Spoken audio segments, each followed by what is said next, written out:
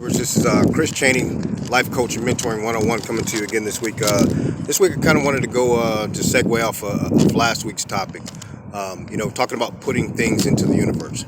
I want to share a little story with you about something, that happened to me when I was 18 years old. I was stationed at Fort Campbell, Kentucky, and I was going to the Air Assault School. And there was an instructor there named Sergeant Brian Jackson. And I remember telling Sergeant Jackson, I'm going to work here one day. I put it in the universe. And he looked at me, of course, he was like, yeah, kid, right. You're going to work here. And 2 years later, I happened to be in a hallway and I overheard a conversation about one of the sergeants in my unit going to do an audition for the Air Assault School. And I took one look at this sergeant, and I knew that I could smoke this guy in every single way possible. So on my lunch break, what I actually did was I spoke to the commander and I snuck away so that I could audition at the Air Assault School. And we did a physical fitness test or whatever.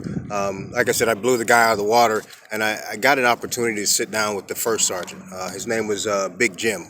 His name was Jim Summerall, but we called him Big Jim. Huge guy, 6'4", airborne Air Assault Ranger. And I remember having a conversation with him, and as I sat there, he looked at me and he said, I want you to work for me. And so I went through this intensive program, what they call a hotel program.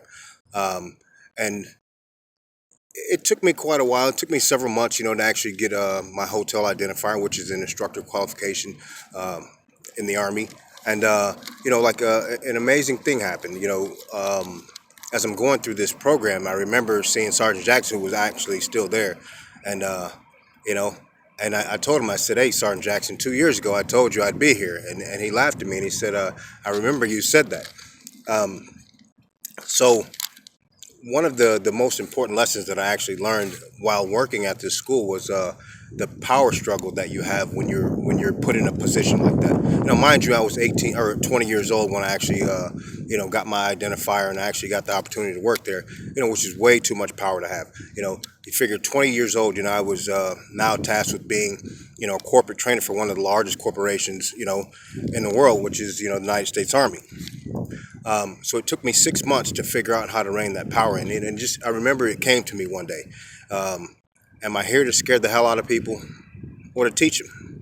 And from that day forward, I became a teacher and an educator, and I began to touch people's lives in ways that I can't even, it would take me, a long time to actually describe, some of the ways that I've touched people. But, over the years, I've run across different people, who stayed in the Army, for careers or whatever.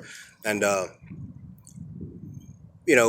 one of the things that they shared with me was that the impact that I had on them had left a profound effect on their lives, and they decided to, become career soldiers and all those other things, so the last thing I want to leave with you is like, sometimes you have to allow yourself to be led. Sometimes people see things in you that you don't necessarily see in yourself. One of the things that you have to do, like I said, is you have to put things out in the universe. You have to, believe in yourself enough that when you put something in the universe, you have to move forward. It doesn't mean that you have to do, every single thing, right that moment. Just take little baby steps, and eventually you'll get to where you want to be. And so when other people see something in you that you don't see in yourself, trust it. Especially if you know that they're not coming from a place where their intention is to do you harm, because you never know, some very profound things may happen in your life as they did in mine. So if this video helped anybody, definitely like, share, subscribe to this channel, and next week I'll have another amazing story, and then we'll get into the real stuff that I really, one of the reasons why I really started this channel was to begin with, was to more than to share my life, but to actually, teach people how easy it is to live the type of life that you want through lifestyle coaching.